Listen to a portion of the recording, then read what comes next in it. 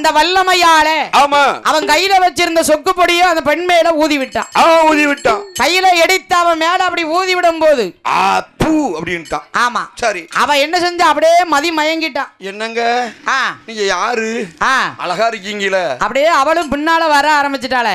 மதி மயங்கிட்டா. அவன் பின்னால அப்படி திரும்பி பார்க்க பின்னால வந்துட்டான். வந்துகிட்டு இருக்கா. வந்த உடனே மாயக்கார இருந்தாலும் விசாரிக்கா. எம்மா எம்மா நீ யாரு யாரு?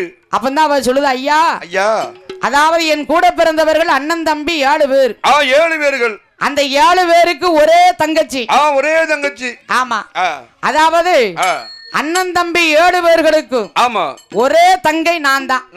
ஆமா சரி. வடுக பெண்ணாள் ஆமா அப்படின்னு அவ எடுத்து கூறினாள். சரி. மாயக்காரன் பார்த்தான்.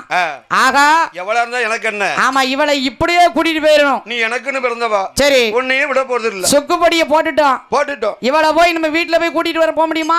முடியாது. அண்ணன் தம்பி 7